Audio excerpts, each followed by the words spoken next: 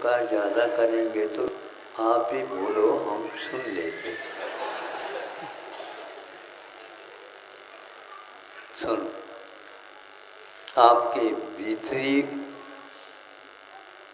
उछाल बाहर आ रहे हैं, उसको संयत बनाओ और सुनो।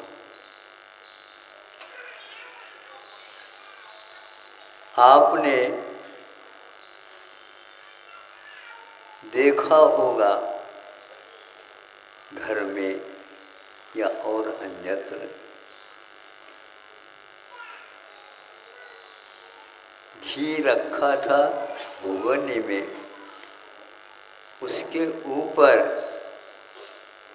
से दूध डाला 2-3 किलो,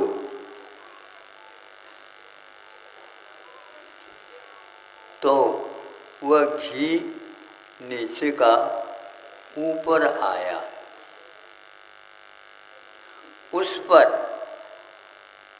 दूध ने हंगामा किया। नहीं समझे? उसमें कहा कि हमारे भीतर से आकर के अब हमारे ऊपर ही आप अपना शासन चलाते हो, हम इसको नहीं होने देंगे। और इस प्रकार बोल करके वो पूछना चाहता है, इसका उत्तर दो जल्दी जल्दी। आप हमें दबाना चाहते हो?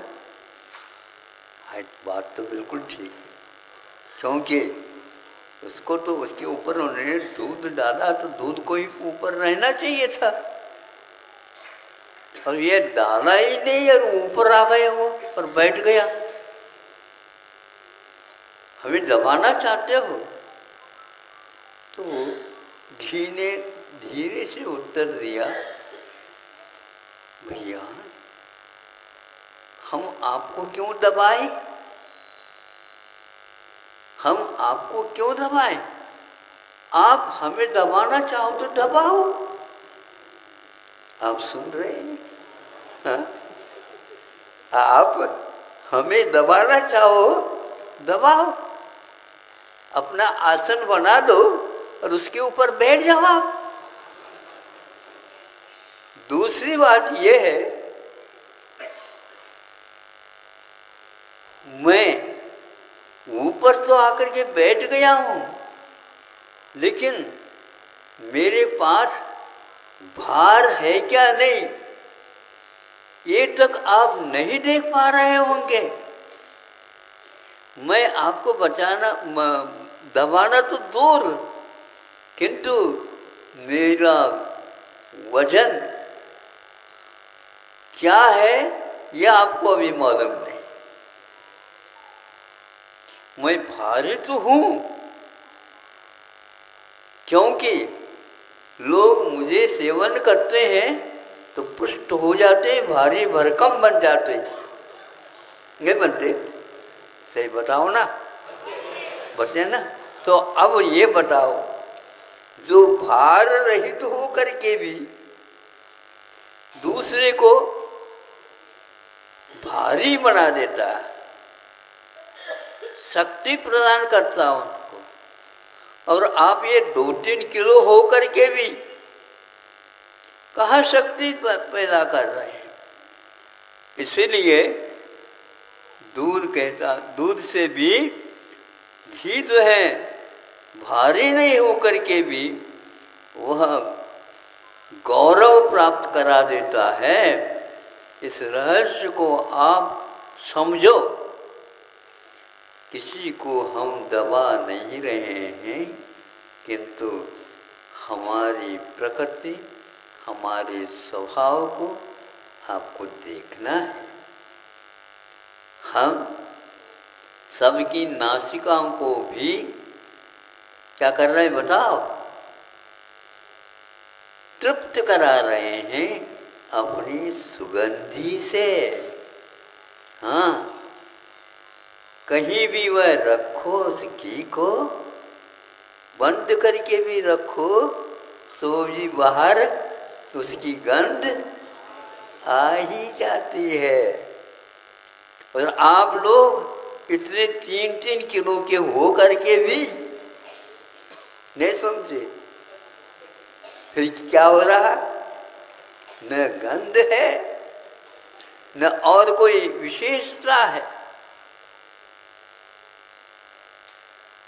बात तो ठीक है, लेकिन हमें तो आपने लुटा दिया, क्योंकि दूध रहेगा तो घी नहीं रहेगा, और घी रहेगा तो दूध नहीं रहेगा।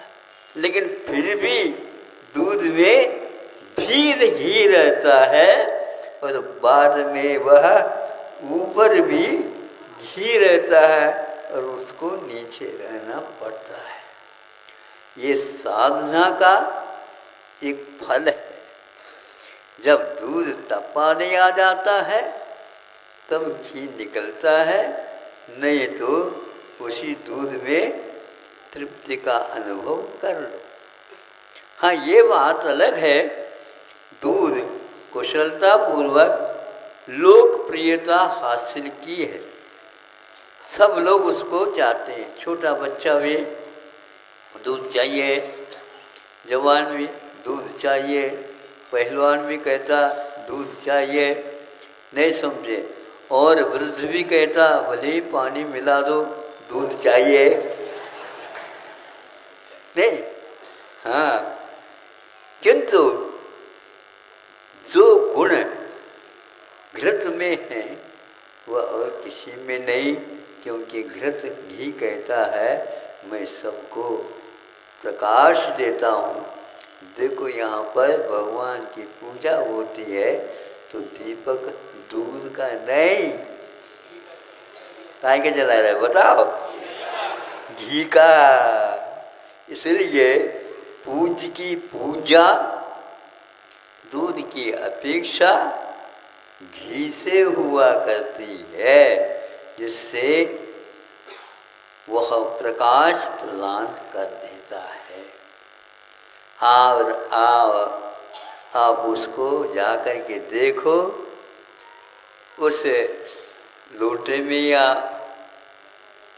भगोने में घी रखा है, घी भरा है, तरल हो, उसमें यूँ झुक करके देखोगे तो आपका दर्शन स्वयं का भी वह आपको करा देगा कि नहीं? कभी देखा है कि नहीं आप लोगों ने? हैं? हाँ, यदि वह घी जम गया तो उससे वह नहीं दिखेगा।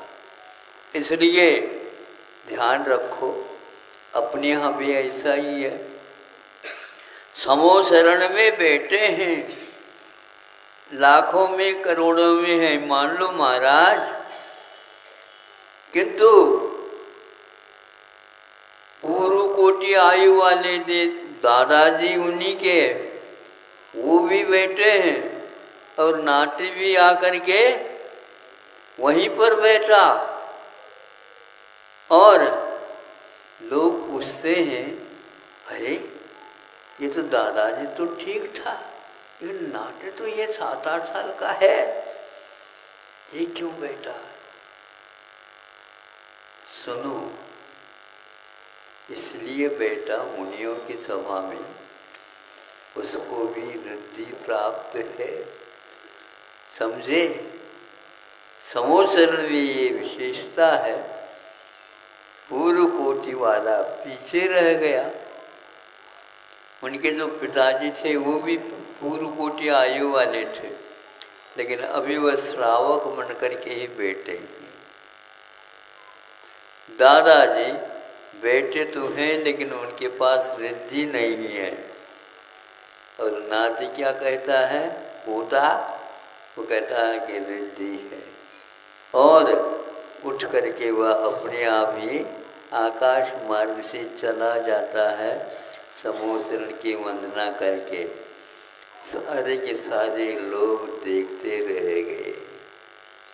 ये किसका फल है बताओ, ये उम्र का फल नहीं है, किंतु यह एक प्रकार से उसकी आंतरिक साधना का फल है।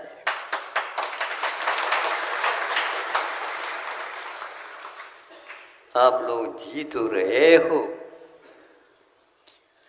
जीवन जी तो रहे हैं, किंतु उस जीवन में कुछ ऐसी साधना भी करो जिसके द्वारा दोबारा जीवन धारण करना न पड़े। वह क्या जीवन है जिसके पीछे मृत्यु जुड़ी हुई है। मृत्यु के सामने सब लोग कपने लग जाते हैं,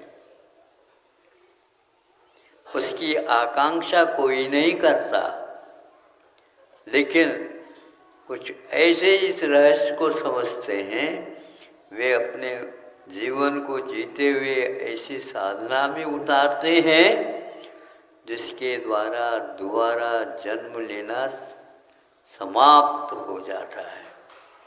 अपने यहाँ दो प्रकार की मुक्ति मोक्ष का है, एक जीवन मुक्ति और एक कर्म मुक्ति।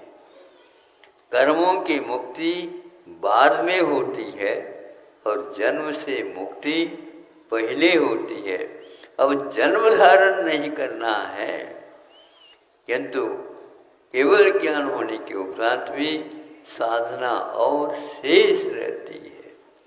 उस साधना में भी उनको सफल होना है और वह चार अघातिया कर्मों का नाश करके मुक्त हो जाते हैं। उसको वास्तविक मुक्ति बोलते हैं। उससे पहले जो जीवन मुक्ति थी उसको हम वास्तविक नहीं है, क्योंकि उसके बाद में भी अपना साधना शेष रहती है। आप लोग इन रहस्यों को सुन करके समझ करके केवल दूध में ही मगन मत रहो, किंतु कोई व्यक्ति के पास मिल करके भैया इसका दूसरा भी और कोई उपाय है? हाँ है। एक व्यक्ति तो बोरी में पैसा भर करके ले आता है और एक व्यक्ति ऊपर की जेब में ले आता, उससे भी कई गुना इस जेब में है। खींचे कह रहे हो महाराज, वो तो बोरी भर करके ले आया। उठाओ उसको, बोरी भर करके उठा। ये इसमें हीरे के नग हैं 3-4 और वह बाजार को ही हिला देते। और वो कीमती वाला इसमें रहता है। हम ऐसी साधना करें अब बोरी उठाना न पड़े। अब बोरी उठाए, बोरी में मान लो रोकड़ भरा, क्या मनता चला, चिल्लर चिल्लर पार्टी रोकड़ को उसी को बोलते हैं।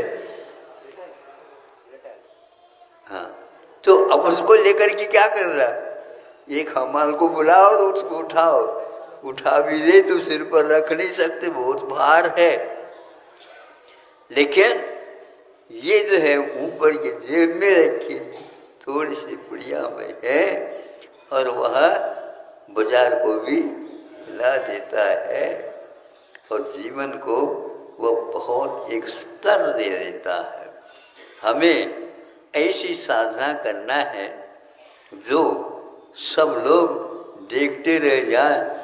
भगवान को भी कौन कर सकते हैं, किंतु 8 वर्ष अंतर्मुहूर्त के उस मनोज्ञ महाराज को देख करके यदि उसको रिद्धियाँ प्राप्त हो तो फिर कहना ही क्या। देखते देखते आसमान में लीन हो जाते हैं। ऐसी साधना कैसी हुई है? ये भीतरी साधना है, बाहर से नहीं। इस प्रकार अपने आप को अधर में रखते हुए और वहाँ पर इतनी तेज़ी के साथ चला जाता है, सेकंड नहीं लगता, वह यहाँ से समूह शरण में पहुँच जाता है, समूह शरण में अन्यत्र और पहुँच जाता है। यह सारी साधना का एकमात्र आंतरिक साधना का पद है। इसलिए आप लोगों को कम समय में बहुत बड़ा काम करना है, उससे आपको शक्ति का अनुमान नहीं, साक्षात्कार होगा उस शक्ति से। ऐसे आत्मा के साथ शक्ति है, किंतु कषाय यदि करते हैं तो हम उस साधना से वंचित हो जाते हैं और बाहरी संसार की ही वृद्धि हम अपने भावों के द्वारा कर लेते हैं। इसलिए आप लोग दूध और घी के संवाद को भूलना नहीं है, नहीं समझे, और किसी के सामने जाकर के अपना बड़प्पन का प्रदर्शन नहीं करा। अहिंसा परमो धर्मः। महाराज की समस्त आचार्य संघ की